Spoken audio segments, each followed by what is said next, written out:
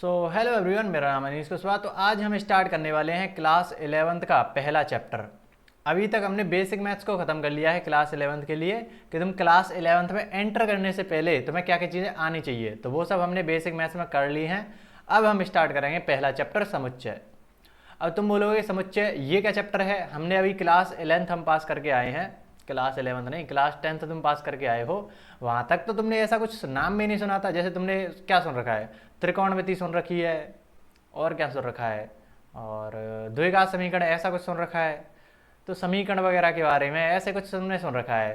कुछ ग्राफ वगैरह के बारे में पढ़ा होगा तुमने, त्रिभुज वगैरह के बारे में पढ़ा है, और क्या पढ़ा है, प्रायिकता, सांख्यिकी, ये सब पढ़ा है तुमने।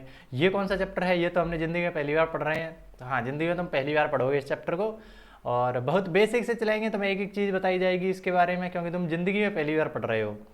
तो बहुत ही बेसिक से लेकर चलूँगा मैं। और जो क्लास 11th है उसका पहला ही चैप्टर ये क्यों रखा, क्लास 11th की शुरुआत ही इससे क्यों हो रही है, उस पर भी थोड़ी सी चर्चा कराएंगे। और भी तो चैप्टर थे, त्रिकोणमिति से चालू कर लेते, जो हमें क्लास 10 तक थोड़ी बहुत तो पढ़ी रखी थी, तो आसान पड़ती हमारे लिए। लेकिन इसी से क्यों शुरुआत कर रहे हैं? तो उसका रीज़न है, पहला जो रीज़न है वो है कि 3 चैप्टर्स आते हैं लगातार, समुच्चय, संबंध और उसके बाद फलन।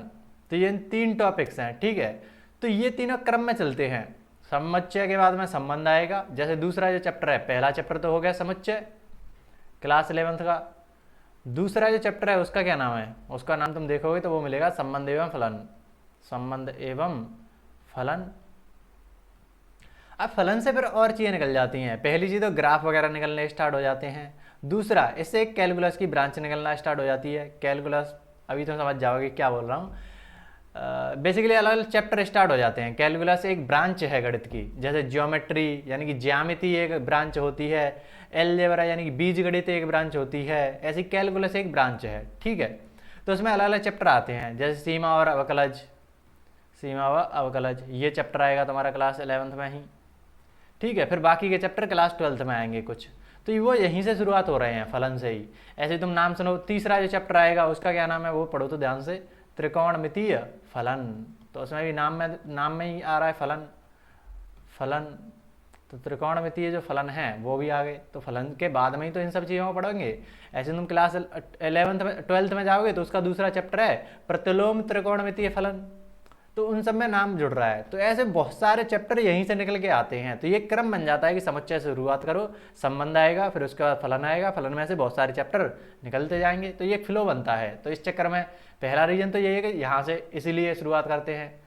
दूसरी चीज़ होती है कि तुम गणित की एक भाषा समझो। गणित की एक खुद की भाषा होती है, ठीक है। गणित की एक खुद की भाषा होती है जिसमें वो बात करता है। वो हिंदी इंग्लिश इन सब बातों में बात नहीं करते। वो अपने प्रतीक बनाता है, अपने अंक बताएगा, गुणा भाग ये सब क्या है उसके प्रतीक हैं। ये सब उसके क्या हैं, प्रतीक दे रखे हैं, ये सब प्रतीक हैं। तो उसकी एक अपनी भाषा है। तो वो भाषा सीखते हैं हम समुच्चय में, कि कोई बड़ी सी हिंदी में बात लिखी होगी, अब उसको गणित में लिखो। जैसे तुम आज के ही लेक्चर में बहुत सारी चीज़ें देखोगे, मैं तुम्हें बताऊंगा कि ये जो बात मैं बोल रहा हूँ कि जो हिंदी की भाषा है, हिंदी इंग्लिश में कुछ अपनी भाषा में लिखा हुआ है, उसको गणित अपनी भाषा में लिखता है। फिर तो वो कैसे लिखता है वो तुम समझना, समुच्चय में ही वो चीज़ लिखना सिखाई जाती है, ठीक है। तो बहुत सारे प्रतीक आने वाले हैं, और ये चीज़ों को शॉर्ट करता है। गणित क्या करता है? गणित की खासियत है कि ये अगर बड़ी सी लाइनें लिखी होंगी तो उनको शॉर्ट कर देगा, छोटा कर देगा। तो समुच्चय में तो तुम्हें उसकी झलक मिल जाएगी कि किस तरीके से चीज़ों को शॉर्ट करा जाता है, ठीक है। तो इसीलिए समुच्चय चैप्टर से हम शुरुआत करते हैं। और अब होता क्या है समुच्चय, उस पर शुरुआत करते हैं। तो समुच्चय कुछ और नहीं होता, एक कलेक्शन होता है, किसी चीज़ों का संग्रह होता है। संग्रह मतलब कलेक्शन। जैसे तुम्हारे पास शर्ट होंगी, बहुत सारी शर्ट होंगी, कपड़े होंगे तुम्हारे पास, तो तुमने अपनी शर्ट्स का कलेक्शन बना रखा है। कलेक्शन कि मेरे पास लाल रंग के कपड़े हैं, मेरे पास नीले रंग के कपड़े हैं, सफ़ेद रंग के कपड़े हैं। तो ऐसे तुमने एक कलेक्शन बना रखा है, ठीक है। तो वो जो कलेक्शन होता है वहीं से हमारी कहानी शुरुआत होती है। जैसे मैं तुमसे पूछ रहा हूँ कि तीन सबसे पसंदीदा बल्लेबाजों का संग्रह बताओ, क्या बताओगे? मैं तुमसे सिंपल पूछ रहा हूँ कि अपने जो 3 सबसे पसंदीदा क्रिकेटर्स हैं उनके नाम बताओ। तुम क्या बोलोगे? चलो कोई मान लो तुम में से कोई व्यक्ति है, वो बोलता है कि MSD, विराट कोहली और रोहित शर्मा। ठीक है, तुमने ये नाम बताए। ऐसे ही मैं किसी और व्यक्ति से पूछूं तो वो क्या बताएगा, वो अपने हिसाब से कुछ और बता देगा। मान लो उसने हार्दिक बोल दिया, और कौन कौन है, और कौन खुल रहा है, सूर्यवंशी बोल दिया, सूर्यवंशी। ठीक है, ऐसे लिखते हैं मीनिंग। और क्या है, सूर्य कुमार यादव बोल दिया, चलो इसने। ठीक है, तो इस तरीके से उन्होंने बोला। किसी और से पूछूंगा तो अपने 3 अलग नाम देगा।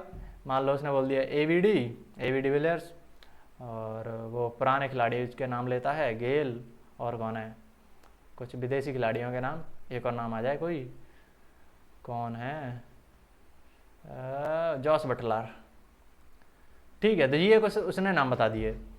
तो सवाल तो एक ही था, लेकिन लोगों ने अपने अलग अलग संग्रह बनाए। 3 लोगों का उन्होंने एक कलेक्शन बनाया है, और तीनों अलग अलग बता रहे हैं। 3 लोगों से मैंने पूछा, और तीनों के तीनों जो आंसर आ रहे हैं वो अलग अलग आ रहे हैं। ठीक है, अब मैं अगला सवाल पूछता हूँ। मैं उनसे पूछ रहा हूँ कि सप्ताह में जितने दिन आते हैं ना, उनका संग्रह बताओ। तो कोई, अगर मैं तुमसे पूछूं, तुम जो वीडियो देख रहे हो उससे, तो तुम क्या बताओगे, सप्ताह में जितने दिन आ रहे हैं उनका संग्रह बताओ। तो तुम क्या बोलोगे, Sunday, Monday, Tuesday, Wednesday, Thursday, Friday और सैटरडे, ऐसे ही तो बताओगे। अगर मैं किसी और से पूछूं, जाकर तुम्हारे दोस्त से पूछ लूँ, तो वो क्या बताएगा, कुछ अलग थोड़ी ना बता देगा। इन्हीं 7 नामों को वो लेने वाला है। हो सकता है वो तुमने संडे से शुरुआत करा था, वो मंडे से शुरुआत कर देगा। Monday, Tuesday, Wednesday, Thursday, Friday, Saturday और संडे। लेकिन नाम तो वही आएंगे, 7 नाम आएंगे। ठीक है, आंसर चेंज नहीं हुआ, कि उन्होंने संग्रह बताना है। अब तुम बोलो कि तुम्हारे पास लाल रंग के कपड़े हैं, नीले रंग के कपड़े हैं, सफ़ेद रंग के कपड़े हैं। तुम पहले बोल दो कि सफ़ेद रंग के कपड़े हैं, लाल रंग के कपड़े हैं, फिर नीला बोलो, तो कुछ फर्क थोड़ी ना पड़ जाएगा। तुम पहले लाल बोलो या नीला बोलो, बात तो एक ही है। तुम्हें कलेक्शन बताना है तीनों का। ठीक है, तुम ऐसे इनको देख लो, तुम पहले विराट कोहली बोल देते तो कोई दिक्कत थोड़ी ना हो जाती, कि विराट कोहली, MS धोनी, फिर रोहित शर्मा बोलते, कुछ दिक्कत थी। सेम तुम्हें 3 नाम बताने थे, कैसे भी बोल दो। तो क्रम का कुछ फर्क पड़ता नहीं है, क्रम का कुछ महत्व होता नहीं है। ठीक है, तो इस तरीके से देखो, यहाँ पर जो तुम, ये जो सवाल था, वहाँ पर तुमने तीनों के तीनों जो आंसर आए हैं वो अलग अलग आए हैं। अलग अलग लोगों से पूछा तो उनका आंसर अलग अलग आ रहा है। लेकिन यहाँ पर क्या हो रहा है, इस सवाल को जब मैंने इस लोगों से पूछा तो तुम क्या बता रहे हो, जितने लोगों से पूछूंगा वो इन्हीं 7 चीज़ों को डालेंगे संग्रह में। ठीक है, तो आंसर सेम आ रहा है। तो जिन जिन संग्रह, कोई भी संग्रह हो जिसका आंसर सेम आए, मैं दुनिया के किसी भी व्यक्ति से जाकर पूछ लूं, उसका आंसर जो आ रहा है वो अगर सेम आ रहा है, तो उस संग्रह को हम कहते हैं समुच्चय। ठीक है, ये चीज समुच्चय है, लेकिन ये वाला समुच्चय नहीं है, क्योंकि इसका आंसर अलग अलग आ रहा है। ये समुच्चय नहीं है। अब जैसे मैं तुमसे ये पूछ लूं, प्रथम 5 प्राकृत संख्याओं का संग्रह, क्या ये समुच्चय है या नहीं। मैं तुमसे पूछ रहा हूँ, तुम जो वीडियो देख रहे हो उससे, तुम क्या बोलोगे, प्रथम 5 प्राकृत संख्या है। प्राकृत संख्या तो क्या होती हैं, 1 2 3 4 5 ऐसे जल्दी जाती हैं। पहली 5 लेनी है तो 1 2 3 4 और 5 इतना ले लूँगा। इनका जो संग्रह बना दिया, तो उसको क्या कहोगे तुम, समुच्चय है या नहीं। अगर मैं तुमसे पूछ रहा हूँ तो तुमने ये बनाया, मैं तुम्हारे दोस्त से पूछूंगा वो भी यही बनाएगा, दुनिया के किसी भी व्यक्ति से जाकर पूछ लो वो यही आंसर देगा। तो ये जो संग्रह है वो क्या हो जाएगा, एक समुच्चय हो जाएगा। ठीक है, समुच्चय हो जाएगा। तो सबसे पहले तो यही चीज़ आती है कि समुच्चय होता क्या है। तो तुम्हें थोड़ा थोड़ा आइडिया लग गया कि दुनिया के किसी भी व्यक्ति से जाकर पूछूं तो वो एक ही आंसर दे, एक तरीके से वो सार्वत्रिक सच हो, सभी के लिए सच हो। ठीक है, तो इसकी परिभाषा फिर किस तरीके से आती है, अब तुम समझ जाओगे पूरा गेम। भिन्न भिन्न, इसका क्या मतलब है, भिन्न भिन्न अवयवों या वस्तुओं का एक सुपरिभाषित संग्रह। 2 शब्दों में पढ़ना, भिन्न भिन्न अवयव क्या होते हैं, या वस्तु, अवयव या वस्तु एक ही बात बोलो। सुपरिभाषित संग्रह, तो जो संग्रह होता है वही समुच्चय होता है। लेकिन जो संग्रह होता है, हर एक संग्रह समुच्चय थोड़ी ना हो जाता है। ये भी तो एक संग्रह था, लेकिन वो समुच्चय नहीं था, क्योंकि वो सुपरिभाषित नहीं है। सुपरिभाषित का मतलब क्या होता है, जो सभी के लिए सच हो, सार्वत्रिक सत्य हो, सार्वत्रिक सत्य हो। ठीक है, इस तरीके से। भिन्न भिन्न का मतलब क्या है, जैसे मैं तुमसे पूछूं, वैसे तो ये समुच्चय है नहीं, लेकिन मतलब उससे समझ में अच्छे से आ जाता है। जैसे मैं तुमसे पूछ रहा हूँ, तुम्हारे कपड़ों का कलेक्शन बताओ, मतलब जितने प्रकार के तुम्हारे पास कलर के कपड़े हैं, तो बोलो मेरे पास लाल रंग के कपड़े हैं। ठीक है, फिर तुमने बोला मेरे पास सफ़ेद रंग के कपड़े हैं। कितनी भी सफ़ेद रंग के कपड़े कितनी भी हो सकते हैं, 2 टी-शर्ट हो गई, 4 शर्ट हो गई, सफ़ेद हैं लेकिन वो। फिर तुम बोलो काले कपड़े हैं, लेकिन फिर से तुम बोलने लगे कि सफ़ेद कपड़े हैं। तो एक बार बोल दो ना कि तुम्हारे पास सफ़ेद कपड़े हैं, बार बार क्या बोल रहे हो। तो जो अवयव हैं इनको क्या बोलते हैं, ये जो संग्रह बना है या समुच्चय बना है उसके अंतर्गत ये जो चीज़ें होती हैं उनको हम क्या कहते हैं, वस्तु बोल दो, अवयव बोलते हैं इनको, अवयव। तो कोई भी अवयव रिपीट नहीं करना चाहिए कि सफ़ेद को बार बार क्यों बोल रहे हो, एक बार बोल दो तो रिपीट नहीं करना चाहिए। दूसरी बात, अगर मैं काला पहले बोल देता लाल बाद में बोल देता क्या फ़र्क पड़ जाता, नहीं पड़ता। तो मतलब पहली चीज़ तो कोई इसमें अवयव रिपीट नहीं कर सकता, रिपीट नहीं कर सकता, ठीक है। दूसरी बात, जो अवयव हैं उनका क्रम अगर बदलने पर कुछ फर्क नहीं पड़ता, क्रम का कोई महत्व नहीं है, क्रम का कोई महत्व। ऐसे ही तुम इसको नोट्स बना सकते हो। ऑनलाइन क्लास से नोट्स बनाना मतलब ज़्यादा आसान है, जैसे ऑफलाइन पढ़ाते हैं तो उसमें नोट्स बनाना थोड़ा सा डिफिकल्ट बन जाता है क्योंकि सिस्टमेटिकली लिखा नहीं हुआ होता वहाँ पर, ठीक है। तो इस तरीके से हम समुच्चय को पढ़ते हैं। तो भिन्न भिन्न अवयव होने चाहिए कि ये जितने भी अवयव आ रहे हैं वो भिन्न भिन्न यानी अलग अलग होने चाहिए, ऐसा नहीं है कि बार बार वही आ रहा है, ठीक है। तो इसका मतलब तो ये है, अवयव ये हो गए। सुपरिभाषित का मतलब सार्वत्रिक सत्य हो, यानी कि सभी के लिए सच हो, दुनिया के किसी व्यक्ति से पूछ लो वो सच हो, ठीक है। और जो संग्रह होता है इस प्रकार का सुपरिभाषित संग्रह जो होता है उसको हम समुच्चय कहते हैं, इंग्लिश में इसको सेट बोलते हैं, सेट, ठीक है। तो परिभाषा वगैरह तुम्हें समझ में आई होगी और ये होता क्या है समुच्चय वो भी तुम्हें एग्जाम्पल से समझ में आया होगा। अब पहला जो क्वेश्चन आता है वो यही आ जाता है प्रश्नावली का कि तुम्हें कुछ मतलब वो दे रखे होंगे संग्रह और तुम्हें वो पढ़ के बताने हैं कि वो समुच्चय है या नहीं।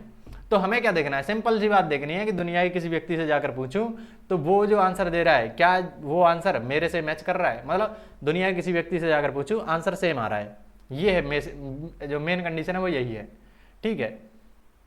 तो जरा देखो इनमें पहला क्वेश्चन कौन सा है, पहला जो क्वेश्चन है प्रश्नावली का उसका पहला जो है वो देखो, जे अक्षर से प्रारंभ होने वाले वर्ष के सभी महीनों का संग्रह। तो जे से शुरुआत होने वाले महीने कौन कौन से हैं, जनवरी, फरवरी, मार्च, अप्रैल, मई, जून, जुलाई, अगस्त, सितंबर, अक्टूबर, नवंबर, दिसंबर। तो ये 3 महीने हैं, 3 महीने हैं। तो तुम दुनिया के किसी भी व्यक्ति से जाकर पूछ लो वो क्या बोलेगा, इन्हीं तीनों को तो लिखेगा कि कुछ और लिख देगा, कि कुछ मार्च लिख देगा। इसमें लिख तो नहीं सकता मार्च क्योंकि वो एम से शुरुआत हो रहा है, हमें क्या बताना है कि जे से शुरुआत होने वाले महीने बताने हैं। तो किसी से भी पूछो यही आंसर देगा, ठीक है। तो ये एक तरीके से समुच्चय हो जाएगा। भारत के 10 सबसे शक्तिशाली सबसे अधिक प्रतिभाशाली लेखकों का संग्रह बताओ। तो जो सबसे ज़्यादा प्रभावशाली जो लेखक हैं उनका अगर तुम संग्रह बनाओ 10, तो क्या होगा, मान लो कोई न्यूज़पेपर वगैरह होते हैं वो लिस्ट जारी कर रहे हैं, ठीक है। कोई रिपोर्ट आ गई कि कौन इंडिया के बेस्ट जो लेखक हैं वो हैं, टॉप 10 की लिस्ट बनाई गई। तो एक न्यूज़पेपर क्या कहेगा अपने हिसाब से, मान लो उसने प्रेमचंद को ऊपर रख दिया, प्रेमचंद को ऊपर रख दिया, ठीक है। किसी ने प्रेमचंद को नीचे रख दिया, कोई दूसरा न्यूज़पेपर आता है, ये मान लो न्यूज़पेपर 1 है, कोई न्यूज़पेपर दूसरा अपनी रिपोर्ट बना देता है, अपनी रैंकिंग बना देता है, उसमें प्रेमचंद को मान लो दूसरे नंबर पर रख देता है और कुछ अलग नाम डाल देता है, ठीक है। समझ रहे हो, मतलब जो अलग अलग व्यक्ति से जाकर पूछोगे तो वो अपने अलग अलग नाम देगा, टॉप 10 उसके फेवरेट या बता सकते हो। तो वो एक तरीके से अलग अलग आंसर आने वाला है। तो ये एक सुपरिभाषित संग्रह नहीं होगा, तो इसलिए ये समुच्चय भी नहीं होगा, ठीक है। विश्व के सर्वश्रेष्ठ 11 बल्लेबाजों का संग्रह, सर्वश्रेष्ठ 11 बल्लेबाजों का संग्रह। तो तुम किसी व्यक्ति से जाकर पूछोगे बेस्ट बल्लेबाज कौन है, तो वो अपने अपने हिसाब से बताने वाले हैं कि ये बेस्ट है, ये बेस्ट है। कोई रैंकिंग अपने हिसाब से, कुछ विराट कोहली को पहले बताएगी, कोई किसी और को बता देगी, कोई पुराने ज़माने के खिलाड़ियों को बताएगा बेस्ट, कोई अब के खिलाड़ियों को बताएगा बेस्ट, ठीक है। तो ये एक तरीके से सुपरिभाषित नहीं है, सबका आंसर अलग अलग आ सकता है। आपकी कक्षा के सभी बालकों का संग्रह, अब ये क्या है, आपकी कक्षा के बालकों का संग्रह।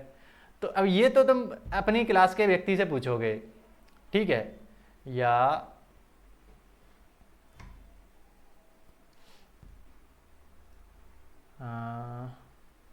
इसको कैसे देखेंगे, आपकी कक्षा के सभी बालकों का संग्रह।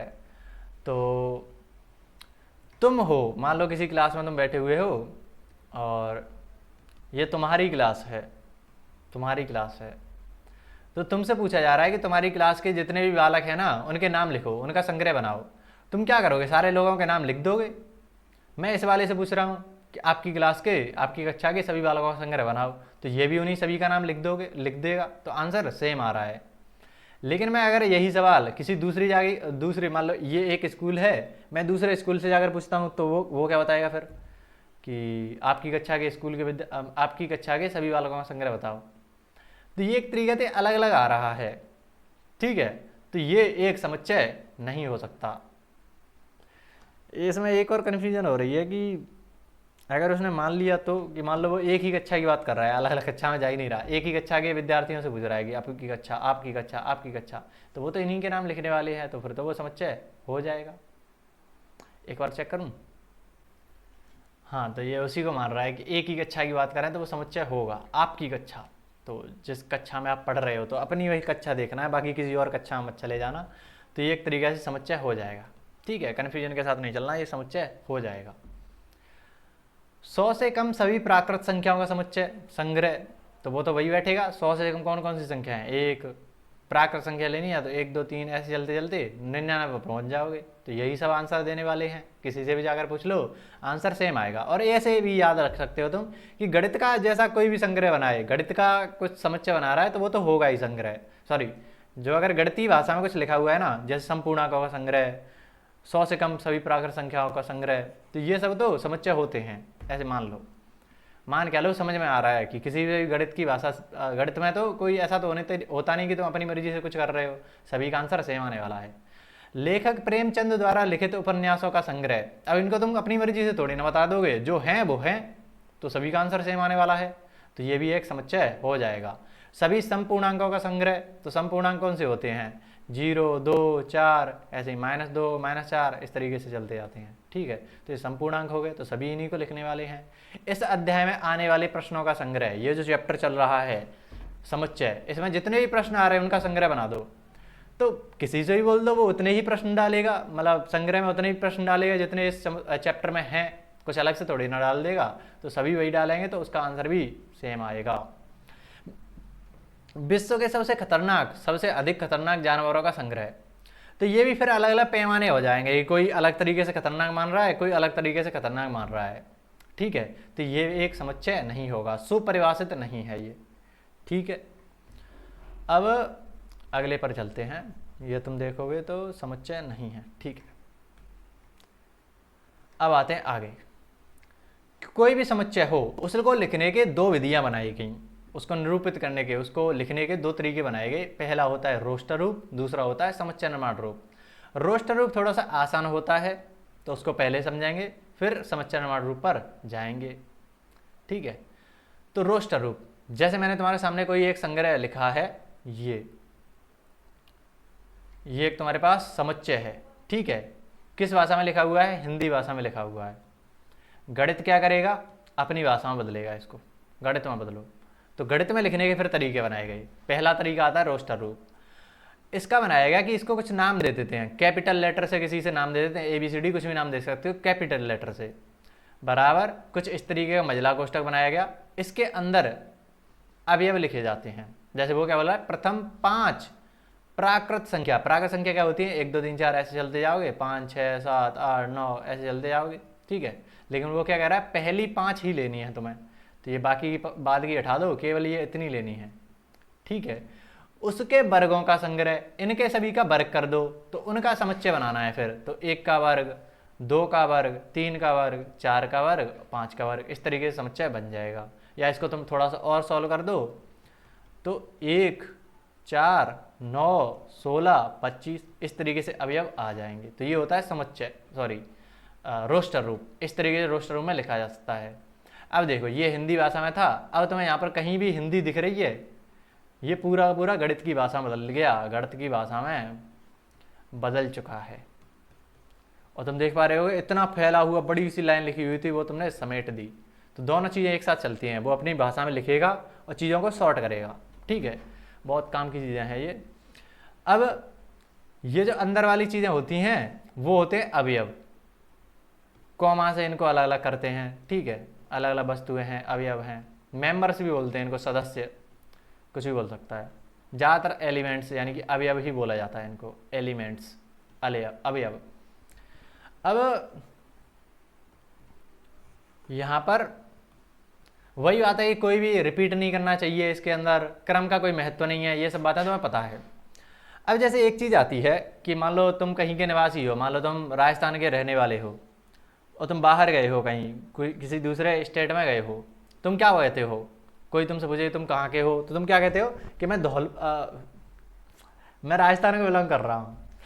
सॉरी, अपने यहाँ का नाम निकल गया, राजस्थान को बिलोंग कर रहा हूँ, ठीक है, ऐसे ही तो बोलते हो। तुम राजस्थान के निवासी होते हो, राजस्थान के सदस्य हो तुम, तो तुम क्या बोलते हो? मैं राजस्थान को बिलोंग कर रहा हूँ। तो ये जो है वो भी एक तरीके से ये एक घर है बोल दो, शहर बोल दो, कुछ भी बोल दो। तो ये क्या बोलेंगे, ये जो अवयव हैं वो, कि मैं कहाँ को बिलोंग कर रहा हूँ। ये जो चार है वो समुच्चय ए को बिलोंग कर रहा है, समुच्चय ए को बिलोंग कर रहा है। तो ये आ जाता है बिलोंग का sign, belongs to, 4 belongs to A, इस तरीके से हम लिखते हैं, ठीक है। अब मान लो मैं कुछ लिख देता 10 बिलोंग्स टू ए, क्या ये बात सही है? तुम बोलोगे 10 तो इसमें है ही नहीं, इस घर में 10 है ही नहीं, तो क्या बोलोगे? 10 डज नॉट बिलोंग्स टू ए। तो दो चिन्ह तुम्हारे पास आ रहे हैं, एक तो आता है बिलोंग्स टू का चिन्ह, बिलोंग्स टू, और दूसरा क्या आता है, अगर इसको काट दूं तो डज नॉट बिलोंग्स टू, ठीक है, डज नॉट बिलोंग्स टू ए। तो इस तरीके से हम चलते हैं, 4 बिलोंग्स टू ए लेकिन 10 डज नॉट बिलोंग्स टू ए। तो ये दो चिन्ह आ रहे हैं तुम्हारे पास। अब इस पर आधारित कुछ सवाल भी पूछ लेता है, जैसे बहुत ही सिंपल सिंपल सवाल आएंगे, शायद मैंने लिख भी रखा होगा ये, कि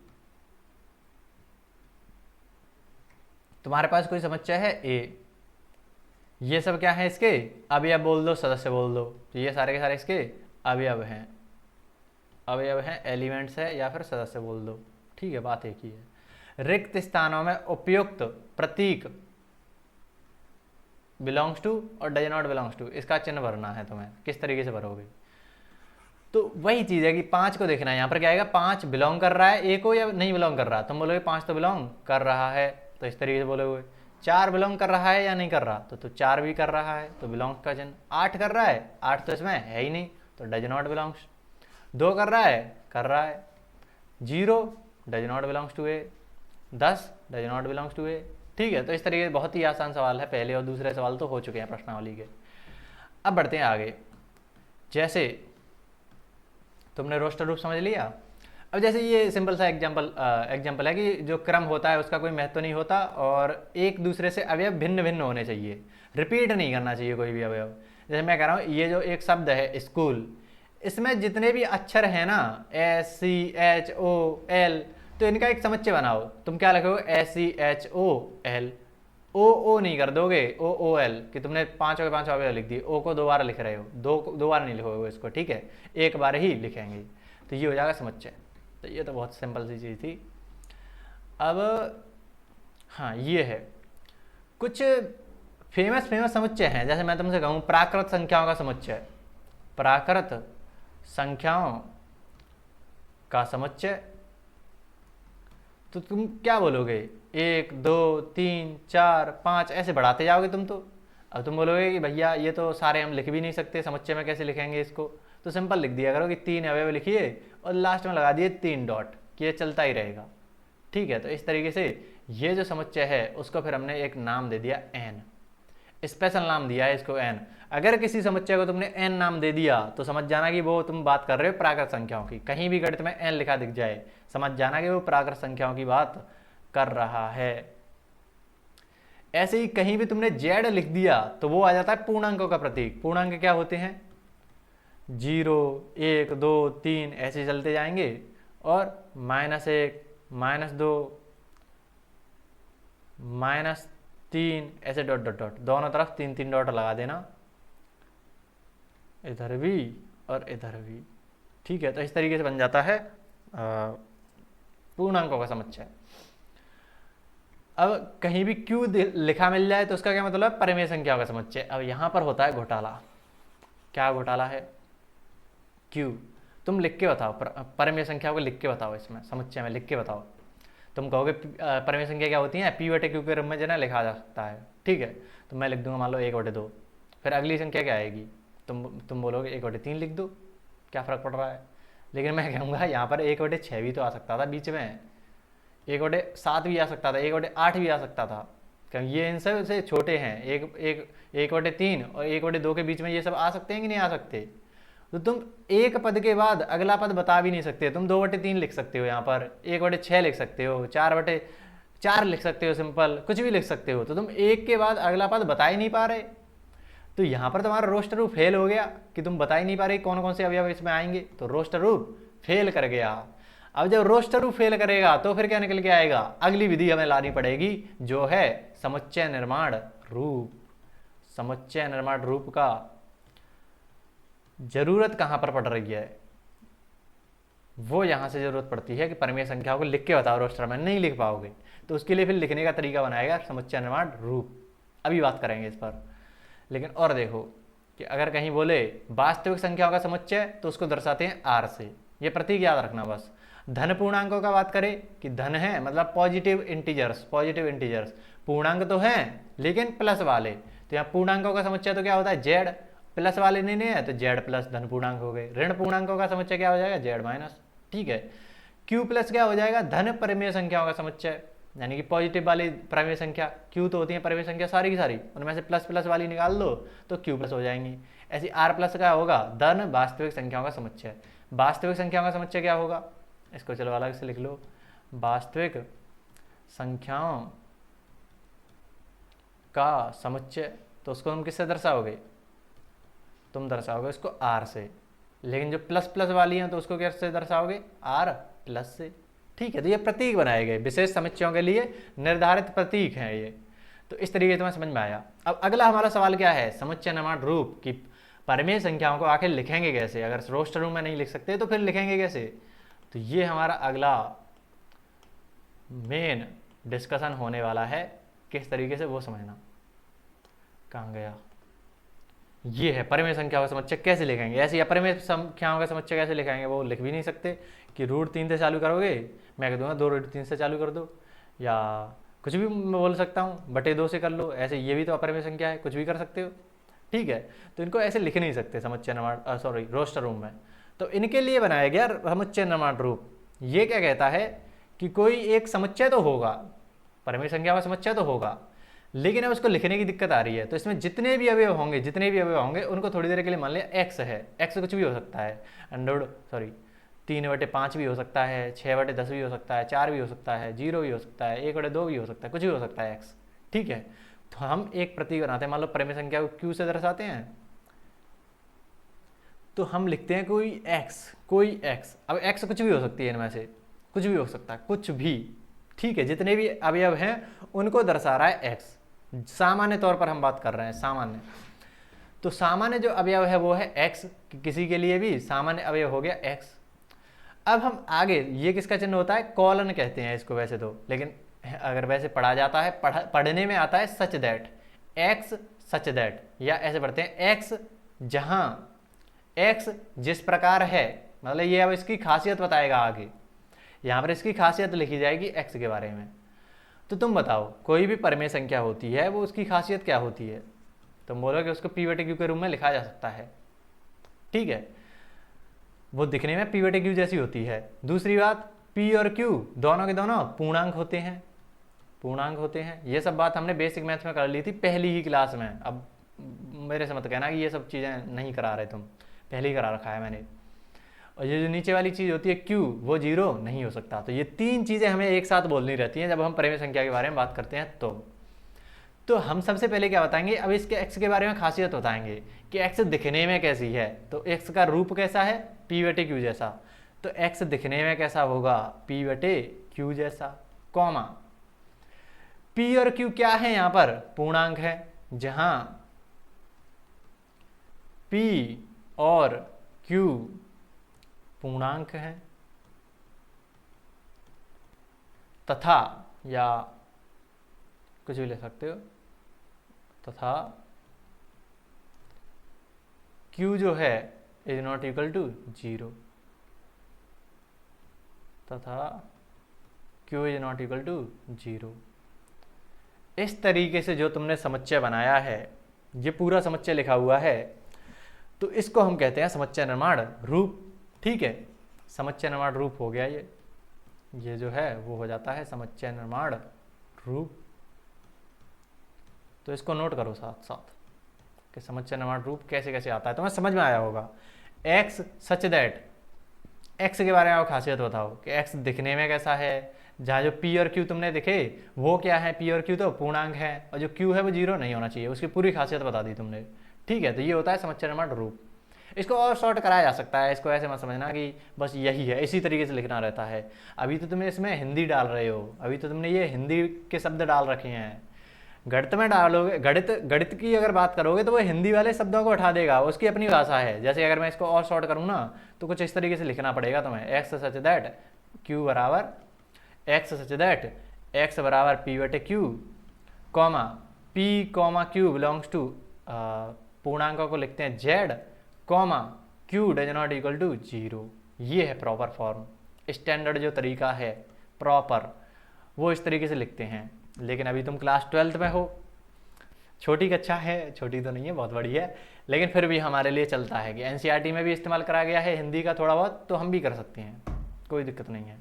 तो तुम दोनों तरीके से लिख सकते हो कि अगर प्रॉपर गणित में लिखना है तो इस तरीके से लिखो, अगर थोड़ी बहुत हिंदी चलानी है तो चला सकते हो, कोई दिक्कत नहीं है उसमें।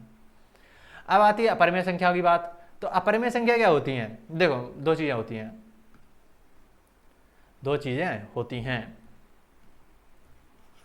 दो चीज़ें होती हैं, एक मिनट रुको। वास्तविक संख्या होती है, एक चीज़ होती है वास्तविक संख्याएं। वास्तविक संख्या दो प्रकार की होती हैं, पहली होती है परिमेय संख्या, और जो परिमेय नहीं होती वो हो जाती है फिर अपरिमेय संख्या। तुम्हारी डेफिनेशन ही यही है कि जो परिमेय ना हो वो हो जाती है अपरिमेय, तो उसी का हम इस्तेमाल करेंगे। जैसे इसको परिमेय को क्या कहते हैं, क्यू, तो क्यू डैश हो जाता है अपरिमेय, कि जो डैश लगाने पर मतलब कॉम्प्लीमेंट, क्यू सी लिख दो, क्यू डैश लिख दो, बात एक ही है। इसका मतलब होता है क्यू कॉम्प्लीमेंट, मतलब क्यू को छोड़कर, ये का मतलब कहता है, इस डैश का मतलब क्या होता है, क्यू को छोड़कर। तो वही बात बोलेंगे कि कोई समुच्चय है, मान लो क्यू डैश बराबर एक्स सच दैट, एक्स क्या नहीं होना चाहिए, एक्स जो है वो पहली बात तो वास्तविक संख्याओं से आनी चाहिए, वास्तविक संख्या से आनी चाहिए। तो x belongs to r, x एक वास्तविक संख्या है लेकिन x q नहीं है, q के बराबर नहीं है। तो इस तरीके से इसको समुच्चय निर्माण रूप में लिखा जाता है। अपरिमेय संख्याओं का समुच्चय जो होता है वो तुमने निर्माण रूप में लिख दिया, समुच्चय निर्माण रूप में लिख दिया, ठीक है। तो इस तरीके से हम पूरी प्रॉपर डेफिनेशन वगैरह, डेफिनेशन क्या, समुच्चय निर्माण रूप कैसे लिखते हैं वो तुम्हें समझ में आया होगा। इसको तुम थोड़ा बहुत हिंदी में भी लिख सकते हो कि x एक वास्तविक संख्या है तथा x परिमेय संख्या नहीं है, सॉरी हाँ, x परिमेय संख्या नहीं है। तो इस तरीके से हिंदी में भी तुम लिख सकते हो, लेकिन प्रॉपर तरीका जो है गणितीय वो इस तरीके से लिखते हैं। तो ये हो गया समुच्चय निर्माण रूप। तो अभी तो मैंने इंट्रो दिया है, अब आ जाते हैं कि कुछ समुच्चय निर्माण रूप को इंग्लिश में सेट बिल्डर फॉर्म कहते हैं, और इसको लिखते कैसे हैं वो समझो। अब यहाँ से थोड़ी सी कहानी इंटरेस्टिंग होने वाली है। जैसे वेबसाइट वगैरह बनाते हैं वहाँ पर भी इसी चीज़ का एक तरीके से ये चीज़ देखी जाती है। कुछ हिंदी में लिखा हुआ है यहाँ पर, प्रथम 5 प्राकृत संख्याओं के वर्गों का समुच्चय। तुम इसको रोस्टर रूम में लिख कर दिखाओ। अभी हमने थोड़ी देर पहले लिखा था, कुछ कहाँ गया, चलो ठीक है दोबारा लिख लेते हैं। प्रथम 5 प्राकृत संख्याओं के वर्गों का समुच्चय। तुम लिखते हो a बराबर 1 का स्क्वायर, 2 का स्क्वायर, 3 का स्क्वायर, 4 का स्क्वायर, 5 का स्क्वायर। या इसी को तुम थोड़ा सा और शॉर्ट करके, मतलब शॉर्ट क्या सॉल्व करके 1 4 5 सॉरी 9 16 25 इस तरीके से लिख देते हो। ये रोस्टर रूप है। तो मैं ये जो हिंदी में लिखी हुई बात थी उसको समुच्चय निर्माण रूप में लिखना है। कैसे लिखोगे? तो तुम सबसे पहले कहोगे कि इसके जो जितने भी अवयव हैं वो दिखने में कैसे हैं, एक्स सच दैट, ऐसे तो लिखना ही है, एक्स सच दैट। इसी तरीके से तुम्हें शुरुआत करनी है, ठीक है। यहाँ पर कुछ भी नहीं करना, अभी कराया जा सकता था लेकिन अभी हम वो नहीं कर रहे। हमें एक्स सच दैट लिखना है। अब एक्स के बारे में सारी खासियत यहाँ पर चलेगी कि एक्स दिखने में कैसा है, जो एक्स है वो दिखने में कैसा है। अभी तुम लिख रहे थे पी बटे क्यू जैसा रूप है, तो अब वैसे ही यहाँ पर देखो, यहाँ पर जो अवयव हैं वो दिखने में कैसे हैं कि कोई होता है n, उसका स्क्वायर हो रहा है, कोई भी n होता है उसका कुछ स्क्वायर हो रहा है। n की जगह पर क्या क्या डाल सकते हैं, 1 2 3 4 5 तक तुम डाल सकते हो। तो x जो है वो दिखने में कैसा है, एन स्क्वायर जैसा। दूसरी बात, जो n है, n क्या है यहाँ पर तुम डाल सकते हो 1 2 3 4 5, इतनी ही तो डाल सकते हो। तो n क्या है, पहली बात तो ये प्राकृत संख्याएं हैं, प्राकृत संख्याएं हैं, यानी कि जो n एक प्राकृत संख्या है, n प्राकृत संख्या है, ये बात बोली। दूसरी बात, ऐसा नहीं है कि तुम कुछ भी डाल सकते हो, कि तुम 10 डाल रहे हो 15 डाल रहे हो, 5 तक ही डालना है। तो एक लिमिट भी लगी हुई है, एक सीमा लगी हुई है 5 तक। तो प्राकृत संख्या 1 से स्टार्ट होती है, तो एक तरीके से 5 से छोटी प्राकृत संख्या लेनी है। तुम क्या कहोगे कि n जो है ना वो 5 से छोटा या बराबर हो सकता है, या इसको ऐसे भी ले सकते हैं कि n 6 से छोटा है। तो मैंने अगर बराबर का चिन्ह नहीं लगाया तो तुम्हें यहाँ का, इसका क्या मतलब है कि तुम 5 से छोटा लेते जाओगे, 5 4 3 2 1। 1 से छोटा तो जा नहीं सकते, क्योंकि प्राकृत संख्या 0 से थोड़ी ना हो जाएगी, 1 से शुरुआत होती है। या फिर अगर तुम्हें बराबर का चिन्ह लगाना है तो फिर 5 लिख दो सिंपल, कि 5 का बराबर लेना है और उससे छोटी वाली संख्या लेनी है। ठीक है, ये बात हो जाती है। तो ये जो तुमने तरीका लगाया है वो हो जाता है समुच्चय निर्माण रूप। ठीक है, तो एक तरीके से तुमने रोस्टर से समुच्चय निर्माण रूप में बदल दिया है। ये रोस्टर रूप था, उसको तुमने समुच्चय निर्माण रूप में बदल दिया है। तो तुम रोस्टर रूप को समुच्चय निर्माण में बदल सकते हो, समुच्चय निर्माण से रोस्टर रूप में बदल सकते हो। ये भी बहुत काम की चीज़ है और बहुत ज़्यादा इंपॉर्टेंट चीज़ है कि तुम रोस्टर रूप से समुच्चय निर्माण रूप में बदल पाओ और समुच्चय निर्माण रूप से रोस्टर रूप में बदल पाओ। ठीक है, तो रोस्टर से तो तुमने समुच्चय निर्माण रूप में बदल दिया। अब अगर मैं बोलूँ कि ये समुच्चय निर्माण रूप आ गया, मान लो ये तुम्हारे पास सवाल आ गया, अब इसको तुम समुच्चय रोस्टर रूप में बदल के दिखाओ, क्या करोगे। और इसको, हाँ, एक और चीज़ है कि इसको तुम और शॉर्ट कर सकते हो। यहाँ पर तुमने हिंदी डाल सकी है, तुम हिंदी को भी हटा दो। a बराबर x, x कैसा दिख रहा है, एन स्क्वायर जैसा दिख रहा है, एन स्क्वायर उसका रूप है।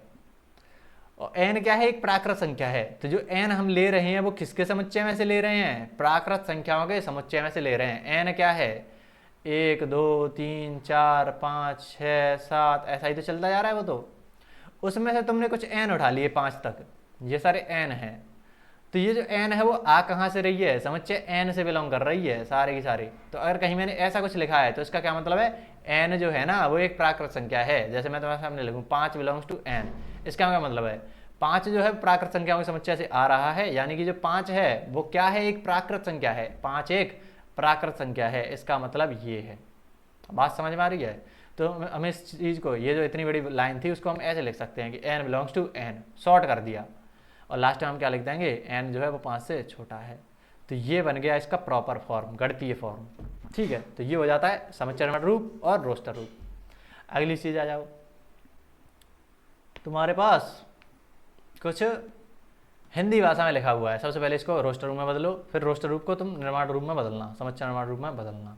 क्या करोगे, प्रथम 5 सम धनात्मक पूर्णांक, प्रथम 5 कितनी सारी चीज़ें लिखी हुई हैं। तो सबसे पहले हम उल्टा पढ़ जाएंगे, पूर्णांक क्या होता है तुम बताओ।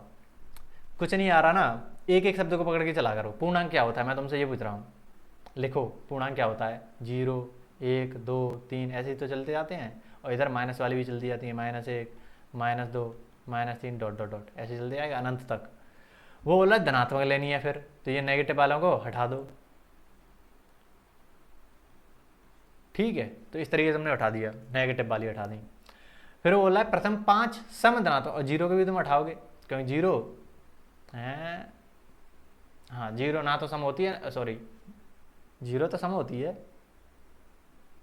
अरे मतलब वो बात कर रहा है पॉजिटिव नेगेटिव की। 0 ना तो धनात्मक होती है ना नकारात्मक होती है, तो उसको भी हटाओ। ठीक है, ये सब तुमने हटा दिए धनात्मक बोलते ही, तो केवल धनात्मक लेने हैं, तो ये सब तुमने धनात्मक ले लिए। ठीक है, तो ये सारे के सारे तुमने धनात्मक संख्या ले रखी हैं। अब क्या बोल रहा है, अगली लाइन पढ़ो, आगे बढ़ो। ये भी तुमने देख लिया, अब सम लेना है। अब ये जितनी भी संख्या आ रही हैं, पूर्णांक आ रहे हैं, उनमें से सम संख्या लेनी है। तुम क्या करोगे, 1 को हटा दोगे, 2 ले लोगे, 4 आएगा, 6 आएगा, 8 आएगा, 10 आएगा, 12 आएगा, 15 14 आएगा, ऐसे तो पढ़ोगे तुम। ठीक है, तो ऐसे तुमने पढ़ते गए। अब फिर वो बोल रहा है कि पहले 5, तो 1 2 3 4 5 इतना ही तुम्हें लेना है, बाकी के सब हटा दो।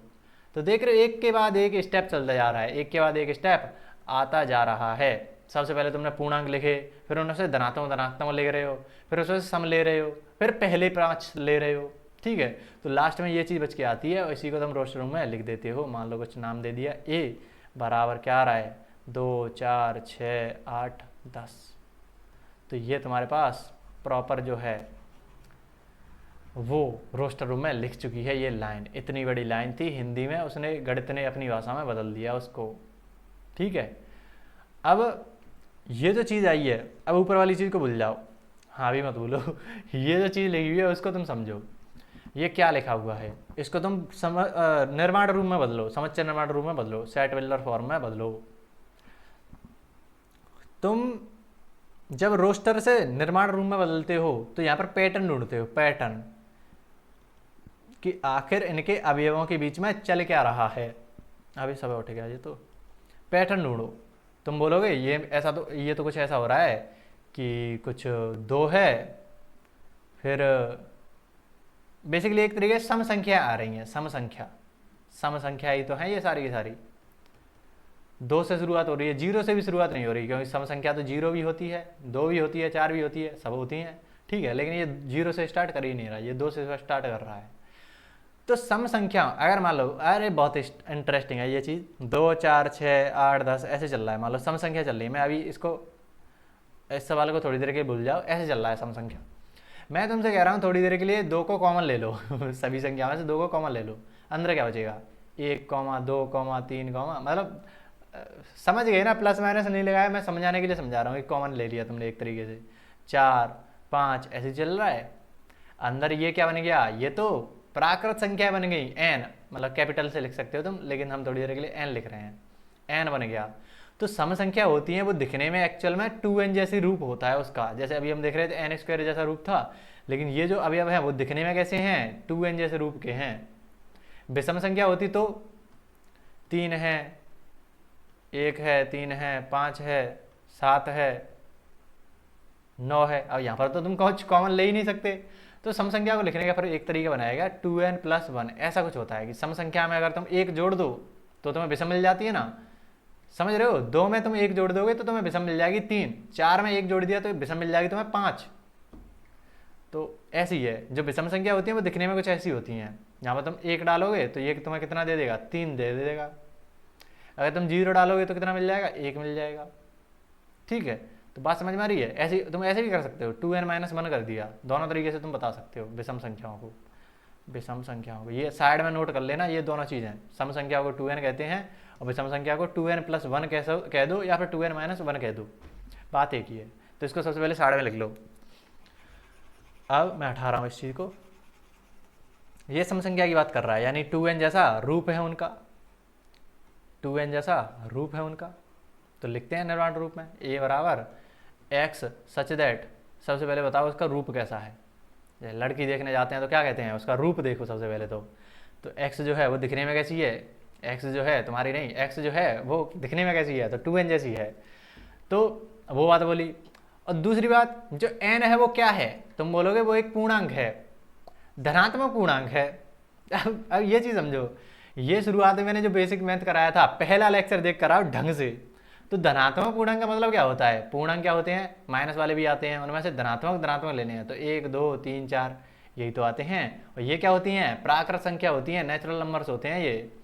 तो ये बात बोलो धनात्मक पूर्णांक या फिर प्राकृत संख्या बोल दो, बात एक ही है कि जो n है ना वो प्राकृत संख्या को बिलोंग कर रहा है, प्राकृत संख्या है। और फिर हमें सीमा लगानी होगी कि 2 से ये जो n है वहाँ पर तुम क्या डाल सकते हो, 1 डाल सकते हो, तभी तो हमें 2 मिलेगा।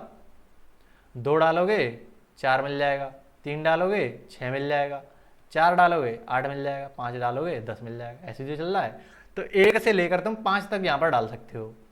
तो प्राकृत संख्या तो 1 से वैसे ही स्टार्ट हो रही है, तो तुम सिंपल क्या कह दोगे, 5 से छोटी कोई भी नंबर डाल सकते हो। ठीक है, तो इस तरीके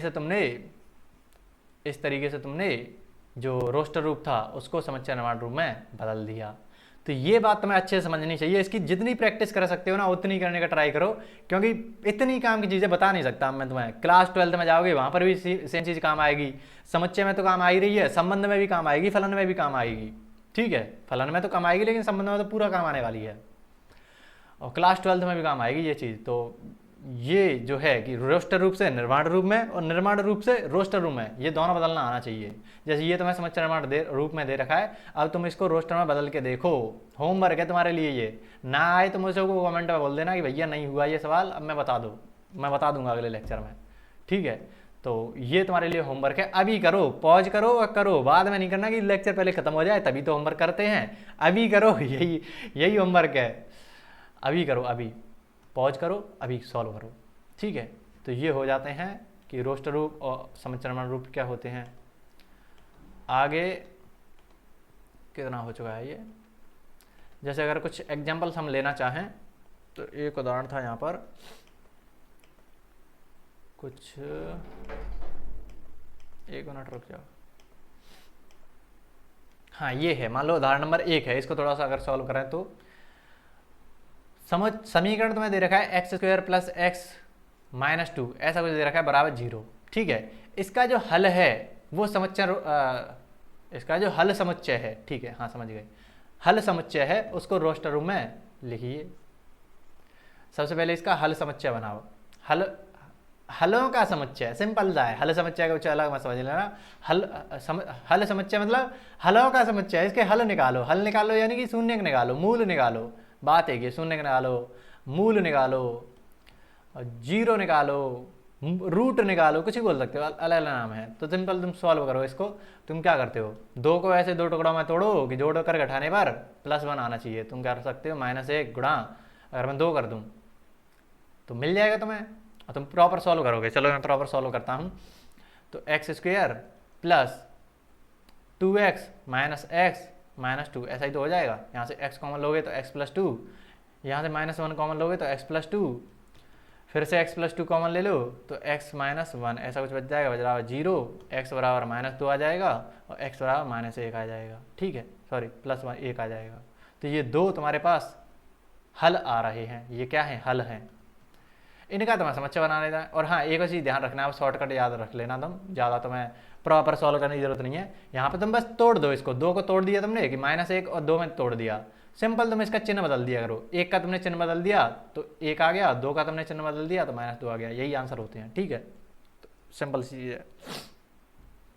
तो ये जो हल आए हैं उनका एक समुच्चय बना दो। तुमने -2 डाल दिया और 1 डाल दिया, ठीक है। तो ये समुच्चय बन गया और तुमने इसको एक रोस्टर रूम में बंद कर दिया, मझले कोष्ठक में बंद कर दिया, बीच में कॉमा वगैरह लगा दिए, तो ये रोस्टर रूम में लिख दिया। नामकरण भी कर सकते हो लेकिन अभी जरूरत नहीं है, ऐसा कुछ कर देना, चलो ठीक है। x बराबर लिख देना, हाँ ये x की वैल्यू जी तो है, तो x बराबर ऐसा कुछ कर देना या कैपिटल से दर्शा देना, कुछ भी कर सकते हो, सिंपल तुम ऐसा ही छोड़ सकते हो, कोई दिक्कत नहीं है, ऐसे ही छोड़ दो तुम। तो ये हो गया पहला उदाहरण, ठीक है। और हाँ एक और एग्जाम्पल था, उसके बाद तो फिर अगली जो प्रश्नावली है पूरी प्रश्नावली को ही कर लेंगे एक बार में, ठीक है। तो जैसे एक उदाहरण है उसको मैं आज ही करा देता हूँ और कल फिर हम उसको देखेंगे। प्रश्नावली में जितने उदाहरण वगैरह हैं और जितने प्रश्नावली के प्रश्न हैं उन सबको सॉल्व कर देंगे, कोई दिक्कत नहीं है। या हम आज सारे के सारे उदाहरण कर लेते हैं, चलो देखते हैं। अभी 1 घंटा अभी नहीं हुआ है लेक्चर को, मैं सोच रहा हूँ 1.5 घंटे के आसपास हो जाए, तो इसमें उदाहरण वगैरह को भी चलो कंप्लीट कर ही लेते हैं आज ही। तो ये तुम्हारे पास कुछ समुच्चय दे रखा है, तुम बताओ ये किस में है, रोस्टर रूप में है या निर्माण रूप में है। देख कर ही समझ में आ रहा है, मझला कोष्ठक लगा है तो रोस्टर रूप में होगा। अब इस रोस्टर रूप को तुम्हें क्या बदलना है, समुच्चय निर्माण रूप में बदलना है। उदाहरण नंबर 4 है, सॉल्व करो खुद से। मैंने क्या बोला था, अभी जो यहाँ पर हमने करके आए हैं, कहाँ गया, अभी जो हम यहाँ पर करके आए हैं मैंने क्या बोला था, इसमें पैटर्न ढूंढो, पैटर्न। और तुमने पैटर्न ढूंढा कि क्या चल रहा है, 2n जैसा चल रहा है, तो यहाँ पर पैटर्न ढूंढो। यहाँ पर भी ये जो सवाल है उसमें पैटर्न ढूंढो। मैं जो कहता जा रहा हूँ वैसा करते तो जाओ, एक बार करके तो देखो, ऐसा नहीं है कि कोई टफ चीज़ें हैं, दिमाग लगाओगे हो जाएगा। तुम कुछ मान लो, जैसे 1 से शुरुआत हो रहा है तो इसको कुछ मान लो कि कुछ a है, मान लो a है, या तुम्हें n की आदत है तो n को मान लो।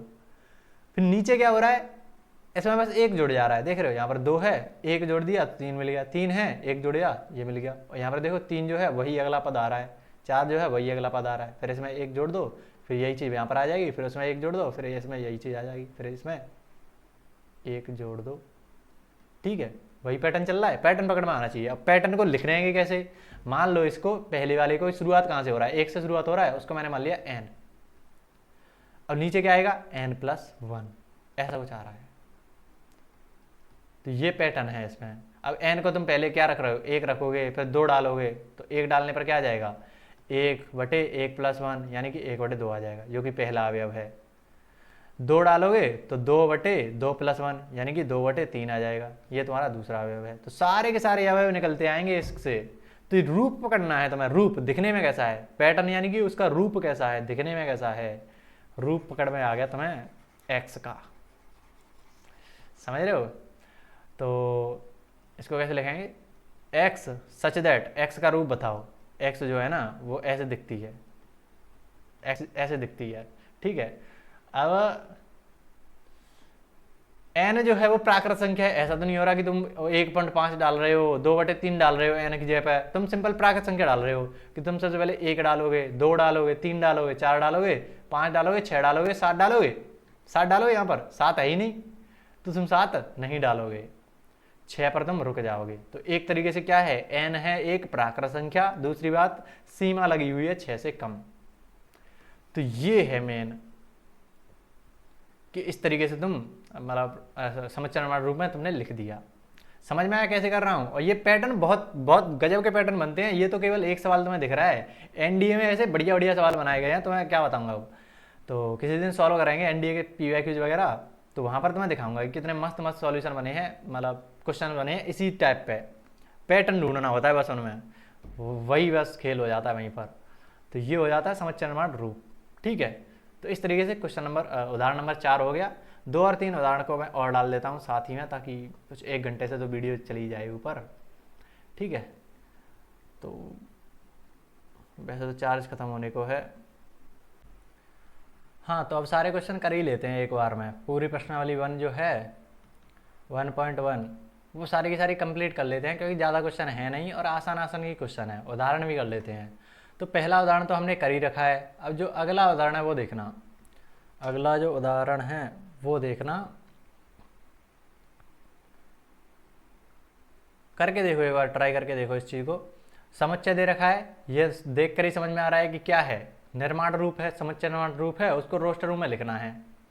तो वही चीज़ है कि उसको डिकोड करो। ये कोडिंग डिकोडिंग जैसी होती है, जैसे ये कोई कोडिंग कर रखी है, ये कोई सीक्रेट है, उसको तुम्हें राज खोलना है एक तरीके से, वो है डिकोड करना है, ठीक है। एक पहेली है, उसको डिकोड करना है।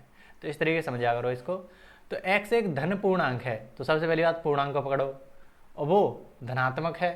तो एक तरीके से वो कह रहा है कि एक प्राकृत संख्या है। ये बात समझ में तभी आएगी जब तुम ये चीज़ समझ जाओ कि 0, 1, 2, 3 ये सब पूर्णांक ही तो है, -1, -2, -3 ये सब पूर्णांक है। अब वो बात कर रहा है धन पूर्णांक की, तो केवल धन पूर्णांक लेने हैं तुम्हें। और ये क्या हो जाती हैं, ये तो 1, 2, 3, 4, 5 प्राकृत संख्याएं हो जाती हैं। आ रही बात समझ में? तो वही है। अब वो क्या कह रहा है कि कोई ऐसी x लेनी है, वो सारी की सारी x लेनी है, वो सभी x जिनका स्क्वायर जो है वो 40 से कम है। तो 1 का स्क्वायर करोगे तो 40 से कम आएगा, क्योंकि प्राकृत संख्या तो 1 से ही ले सकते, 0 नहीं ले सकते तुम, क्योंकि उसने बोल रखा है कि जो प्राकृत संख्या ही लेनी है, धन पूर्णांक ही लेने हैं। तो एक तो तुम स्टार्ट करोगे, 2 का वर्ग 4 होता है, तो वो 2 भी ले सकते हो, 3 का वर्ग, 4 का वर्ग, 5 का वर्ग 25, 6 का वर्ग 36, 7 का वर्ग 49 होगा, उसको नहीं ले सकते। तो ऐसी x लेनी है जिनका वर्ग 40 से कम हो। तो 6 का वर्ग 36, वो 40 से कम होता है। अरे कभी वो कुछ लोग गड़बड़ कर देते हैं कि वो ऐसे करते हैं 1, 4, 9, 36, सॉरी 25, 16, 25, 36 ऐसे कर देते हैं कि ये तुमने बना दिया। तो ये नहीं बनाना, यहाँ पर ऐसी x हमें चाहिए, ऐसी x चाहिए जिनका स्क्वायर जो है वो 40 से कम हो। x चाहिए, ना कि x स्क्वायर। बात समझ में आ रही है? यहाँ पर तो तुमने x स्क्वायर लिख दिए, तो मैं x चाहिए। तो 1 यहाँ पर तुम डालोगे तो चेक करके देखना है, ये सब डाल कर देखो। यहाँ पर 6 डाल कर देखोगे, 6 का स्क्वायर 36 आएगा, वो 40 से कम है, ठीक है। तो इस तरीके से देखना है ये। तो गलती कहाँ पर हो सकती है, यहाँ पर हो सकती है, वो बात तुम समझ गए।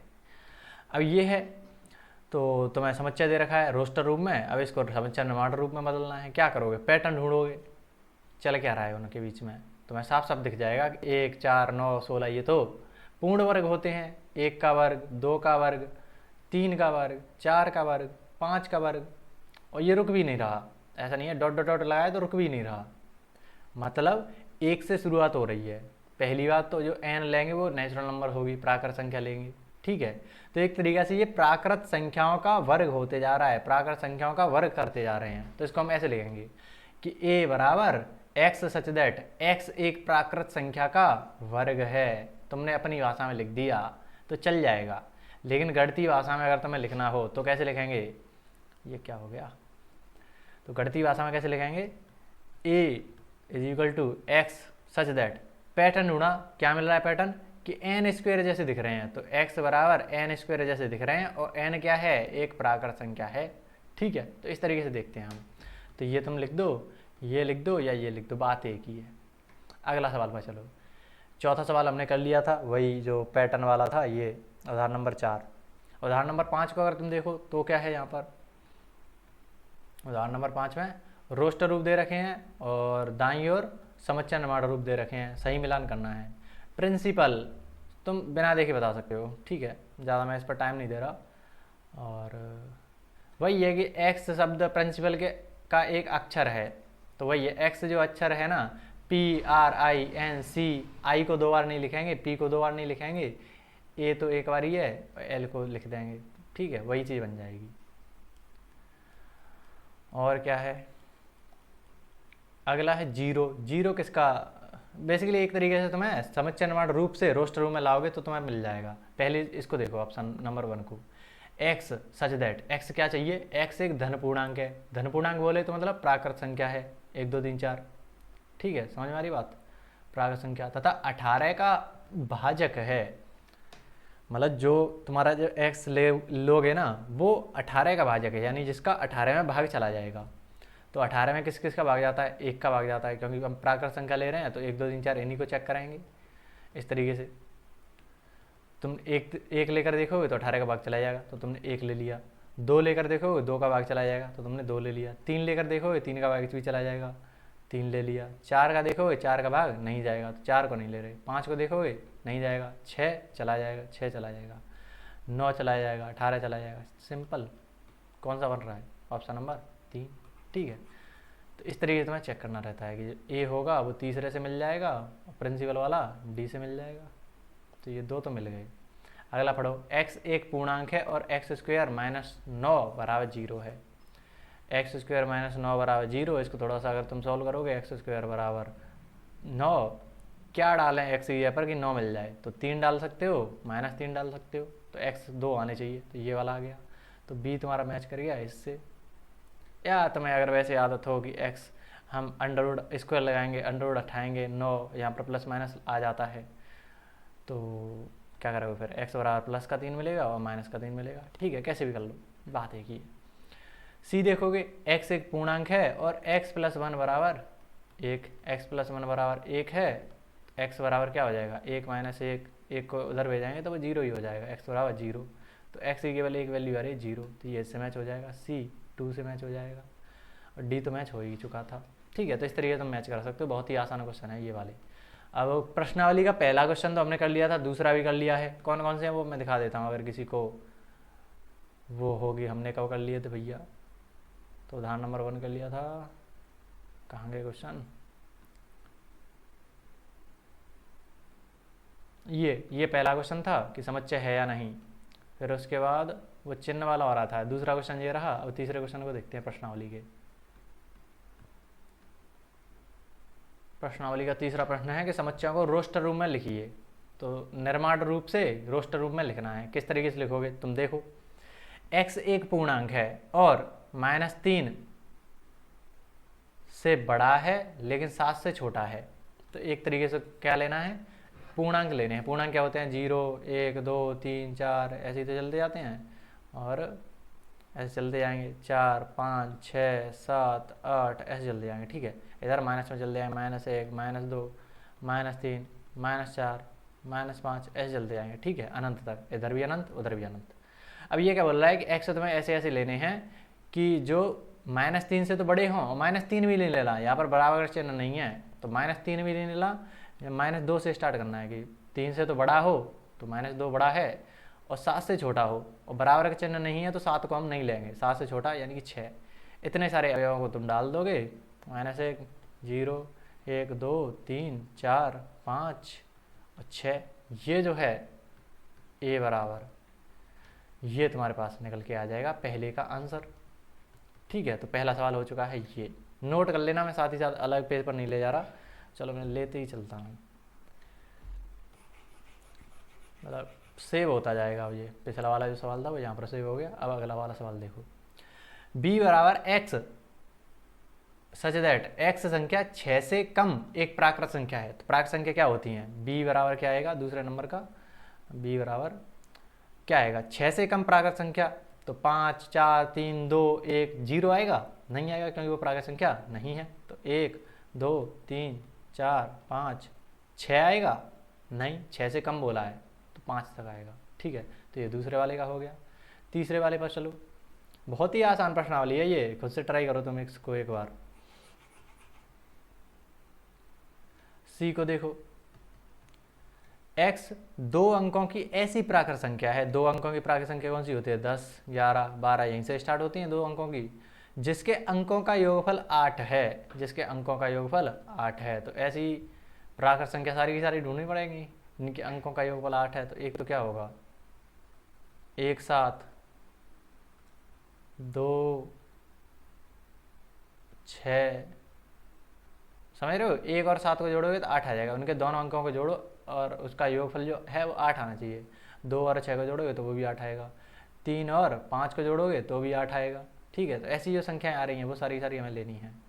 तो 17 हो गया, 26 हो गया, 35 हो गया। सिंपल से देखते जा रहे हो, एक जो पहला अंक है वो बढ़ता जा रहा है 1, 3, 4, अगला 5 आएगा और ये घटता जा रहा है 7, 6, 5, 4 ऐसे आएगा। फिर 1, 2, 3, 4, 5 ले जाओगे, 5, तो ये कितना हो जाएगा 3, 6, 2, अरे 53, 62, 71, 80, वो भी तो एक प्राकृत संख्या है 80। और क्या हो सकता है? कुछ नहीं हो सकता है। 8 के बाद तो फिर वही है कि 9 आएगा, तो 9 है तो 0 लगा लो तो अभी वो 9 से ऊपर चला जाएगा। तो इतने सारे जो अंक हैं वो आ जाएंगे सी में। ठीक है, अगला जो सवाल है उसको देखो, अगला जो सवाल है डी, उसको देखो। सॉल्व करो, चलो खुद से सॉल्व करो पहले, फिर मेरा सॉल्यूशन देखा करो, पॉज करो और सॉल्व करो। डी को देखो तो x एक अभाज्य संख्या है जो 60 की भाजक है, जो संख्या 60 की भाजक है, जिसका 60 में भाग चला जाए और अभाज्य संख्या वो देखना है। तो 60 में किस किस का भाग जाता है? 1 का भाग जाता है, 2 का जाता है, 3 का जाता है, 4 का जाता है, 15 चौके 60, 4 का जाता है, 5 का जाता है, 12 5 60, तो 12 का भी जाता है, 15 का भी जाता है, 7 का जाता है, नहीं जाता, 8 नहीं जाएगा, 9, 10, 10 का जाएगा, 10 छक्के 60, 6 का तो जाता ही है, 6 का जाएगा, 10 का जाएगा। ठीक है, 7 का नहीं जाता, 10 का जाता है, फिर 12 का, 15 का, 16, 17, 18, 19, 20, 20 पंजे 100, 20 30 60, 2 का मतलब 30 दूनी, जिसका जस्ट वैसे देखा करो, जोड़े में, जोड़े चल रहे हैं। ठीक है, जोड़े, तो 1 के साथ तो 60 ही हो जाएगा। तो ये जितने हैं भाजक, उनमें चेक करो कि कौन कौन सी अभाज्य संख्याएं हैं। तो अभाज्य संख्या एक तो ना तो भाज्य होती है ना भाज्य होती है, 2 अभाज्य है, 3 अभाज्य है, 4 नहीं है, 5 अभाज्य है, 6, 10, 12, 15, 20 वो सब तो नहीं है, केवल ये 3 ही अवयव आ पाएंगे। ठीक है, तो सबसे पहले हमने 60 के भाजक ढूंढे कि 60 में किस किस का भाग जा रहा है। तो 1 का, 2 का, 3 का, 4 का, 5 का, 6 का, लगातार जा रहे हैं। ठीक है, फिर 7 का नहीं जा रहा, 8 का नहीं जा रहा, 9 का नहीं जा रहा, फिर 10 का जा रहा है। और इनके साथ जोड़े बनते हैं कि 6 का जा रहा है तो 6 का भाग 60 में दोगे तो 10 आ जाएगा, 5 का भाग दोगे तो 12 आ जाएगा, 4 का भाग दोगे तो 15, 3 का 20, 2 का भाग दोगे 30, 1 का भाग दोगे 60। ठीक है, तो इनमें ये जो पहली वाली लाइन होती है वहीं पर तुम्हें ये 3 ही अभाज्य संख्या मिलेंगी। तो इस तरीके डी हो जाएगा। अगला जो सवाल है उसको देखो, पूरा हट जाता है एक तो।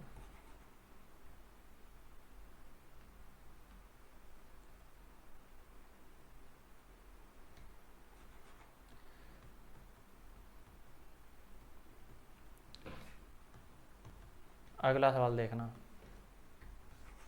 ई, ट्रिग्नोमेट्री के सभी अच्छों का समस्या। अब ये खुद से करो भाई, खुद से करो। ई वाला, ये डी हो गया, ई वाला करो।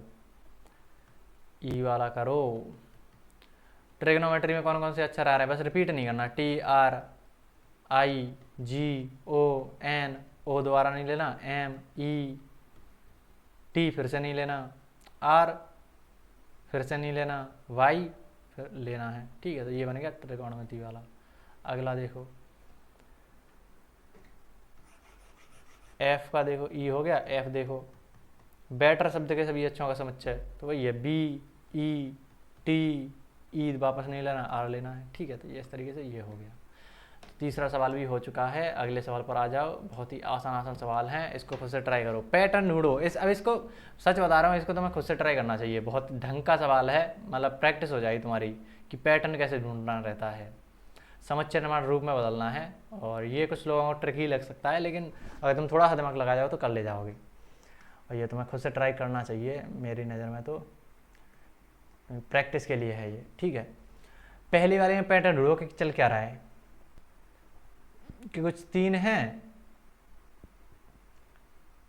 एक तरीके से, 3 6 9 12, 3 का पहाड़ा चल रहा है। तो एक तरीके से 3 एन जैसा है कि एन की जगह पर 1 डालोगे तो 3 मिल जाएगा, 2 डालोगे 6 मिल जाएगा, 3 डालोगे 9 मिल जाएगा, 4 डालोगे 12 मिल जाएगा। ठीक है, तो 4 तक इसमें तुम एन डाल सकते हो, एन एक प्राकृत संख्या है। तो इस तरीके तुम लिख दोगे कि ये जो पहला वाला है उसमें जो समुच्चय आएगा वो क्या आएगा, एक्स सच दैट, एक्स दिखता कैसा है, 3 एस जैसा दिखता है, एन जो है वो प्राकृत संख्या है और एन जो है वो 4 से छोटी है और बराबर है। समझ में आ रही बात।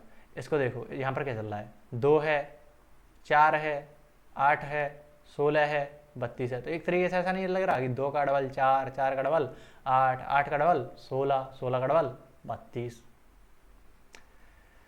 तो अब इसका पैटर्न कैसे बनाए कि कोई संख्या मान लो n है, अगली बार क्या होता है 2n हो जाता है। अब ये तुम इसमें 1 डालोगे तो 2 मिल जाएगा, 2 डालोगे 4 मिल जाएगा, 3 तुम डाल नहीं सकते।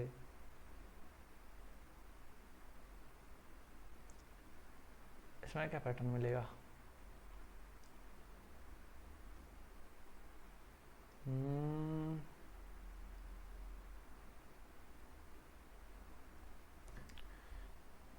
इसमें क्या पैटर्न मिल रहा है, मतलब इसमें तो कुछ वेरिएबल जैसा लग रहा है कि कुछ मान लो 2n है,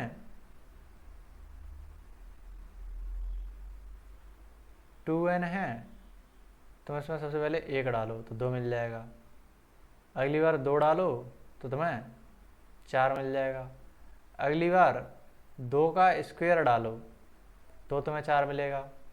अरे मिल तो गया, सिंपल था।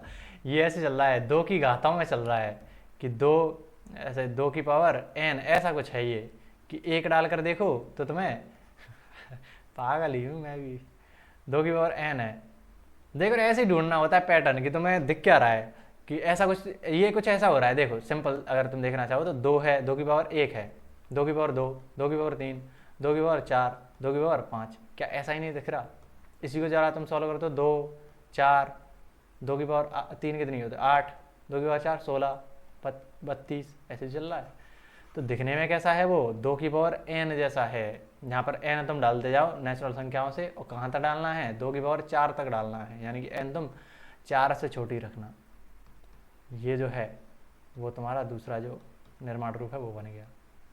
यहाँ पर देखो, यहाँ पर भी वही चीज़ है कि 5 की पावर 1, 5 का स्क्वायर, 5 की पावर 3, 5 की पावर 4। ठीक है, ऐसा कुछ बन रहा है। तो पैटर्न क्या है 5 की पावर n, ऐसा कुछ पैटर्न है। ये बहुत ही आसान है कि x कैसा होना चाहिए, यहाँ पर लिख लेना वो चीज़, x सच दैट x बराबर ऐसा कुछ रूप होना चाहिए, ऐसी x बराबर x 5 की पावर n जैसा होना चाहिए, n एक नेचुरल नंबर होना चाहिए और n 4 से छोटा लेना है। ठीक है, 1 2 3 4 लेना है। चौथा सवाल खुद से ट्राई करो एक बार, खुद से ट्राई करो एक बार। चौथा सवाल जो है उसको, इसको तुम खुद से करोगे क्योंकि अभी थोड़ी देर पहले ही इसको देखकर आ चुके हैं हम। सिंपल सा चीज़ है, इसमें तो कोई सीमा भी नहीं लगानी तुम्हें कि कुछ रोकना है कि x सच दैट x कैसा रूप है 2n जैसा रूप है, सम संख्याएं हैं, सम संख्याओं को 2n लिखते हैं। तो ये अगर सम संख्या है तो इस तरीके लिखेंगे, और n एक क्या है, प्राकृत संख्या होती है कि 1 डालोगे, 2 डालोगे, 3 डालोगे, ऐसे डालते जाओगे। तो यहाँ पर कुछ सीमा भी नहीं लगाना है कि x 5 पर रोक देना है, डॉट डॉट डॉट लग रहा है यानी अनंत तक जाएगा, तो सिंपल इतना लिख दो, बात खत्म। इस वाले को देखो, यहाँ पर क्या हो रहा है, 1 है, फिर 2 का स्क्वायर हो रहा है, फिर 3 का स्क्वायर हो रहा है, 4 का स्क्वायर हो रहा है, ऐसा ही तो हो रहा है, फिर 5 का स्क्वायर, स्क्वायर स्क्वायर चल रहा है, और ये कहाँ तक है, 10 का स्क्वायर 100 हो जाएगा। तो एक तरीके से कुछ संख्या है n वो बदल रही है और उसका स्क्वायर हो रहा है, ऐसा ही तो कुछ रूप आ रहा है। तो 5वां सवाल किस तरीके से हो जाएगा, x सच दैट x दिखने में कैसा है, n स्क्वायर जैसा है, और n कहाँ से कहाँ तक डालनी है, n एक प्राकृत संख्या है, 1 2 3 4 डालनी है, कहाँ तक डालनी है, 10 तक डालनी है, तो n तुमने 10 से छोटी या बराबर ले ली। तो ये 5वां सवाल हो गया, बहुत ही आसान है, तुम आसानी से कर सकते हो इस चीज़ को। ठीक है, पैटर्न ढूंढना है, ये पैटर्न ढूंढना किसी को एक बार में आ सकता है, किसी को अच्छे से समझने के बाद आएगा। 5वां सवाल देखो, निम्नलिखित समस्याओं के सभी अवयवों या सदस्यों को सूचीबद्ध कीजिए। सूचीबद्ध का मतलब क्या होता है, रोस्टर रूप में बदलिए। रोस्टर रूप का एक और नाम होता है सारणीबद्ध रूप, सारणीबद्ध रूप। ठीक है, तो सारणी बनाइए, सूची बनाइए, वही बात कह रहा है कि रोस्टर बनाइए। ठीक है, तो रोस्टर में बदलो, कैसे बदलोगे, पहला सवाल है किस तरीके से करोगे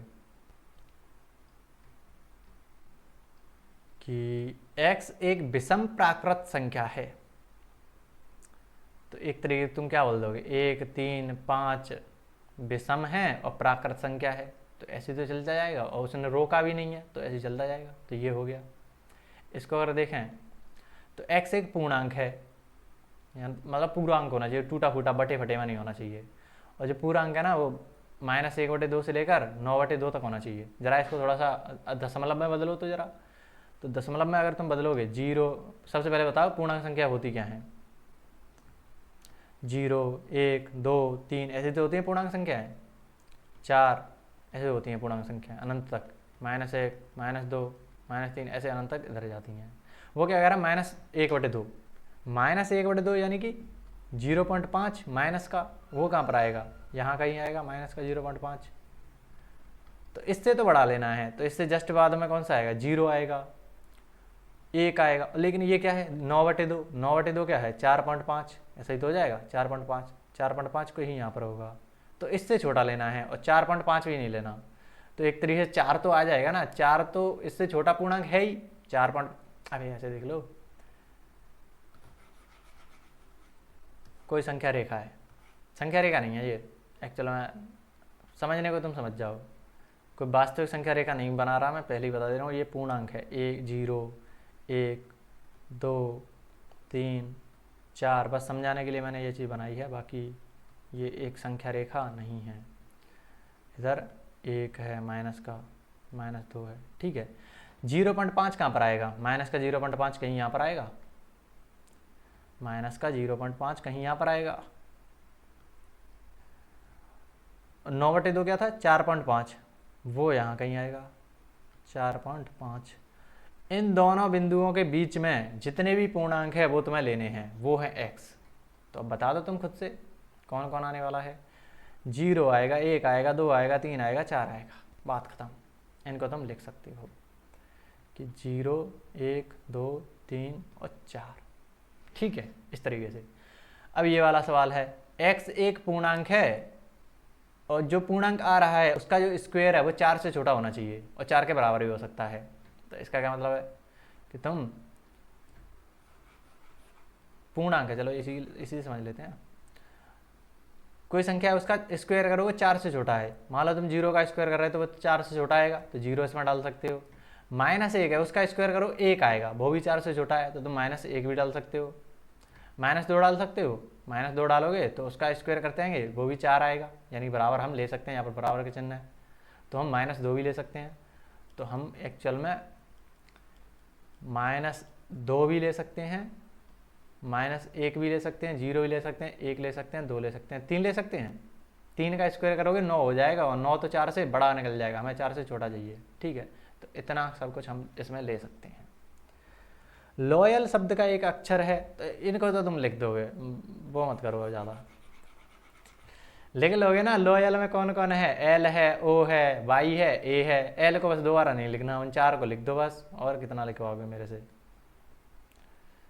ठीक है। ये भी लिख दूंगा, LOYA, ये नहीं लिखा जाता तुमसे।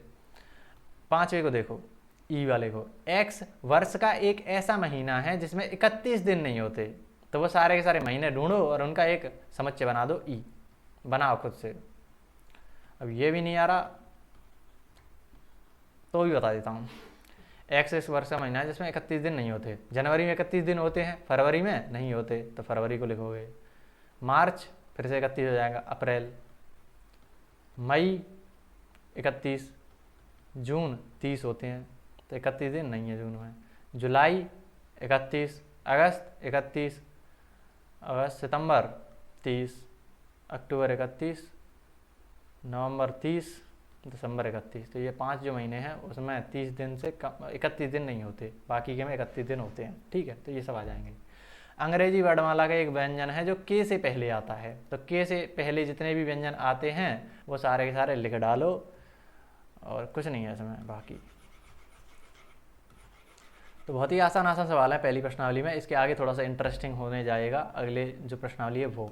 बाकी आज का जो इंट्रोडक्शन है एक तरीके से तो मैं प्रैक्टिस कराई जा रही है बेसिक चीज़ों की। तो एक्स एक वर्णमाला का व्यंजन है जो के से पहले आता है। के से पहले कौन कौन आता है? ए तो स्वर है, ये बोल रहा है व्यंजन, तो बी, सी, डी, ई नहीं लेना, एफ, आई नहीं लेना, जे, के भी नहीं लेना, के से पहले वाले लेने हैं, बात खत्म। तो अब 5वां सवाल हो गया। 6वां सवाल देखो, खुद से करो इसको एक बार, खुद से सॉल्व करो इसको एक बार, करो जरा। रोस्ट रूप दे रखा है और समुच्चय निर्माण रूप दे रखा है, मिलान कीजिए, बहुत ही आसान है। तो तुम सबसे पहले समुच्चय निर्माण रूप पे जाया करो, उससे फिर रोस्टर बनाया करो। रोस्टर से तुम कैसे पहुंच जाओगे?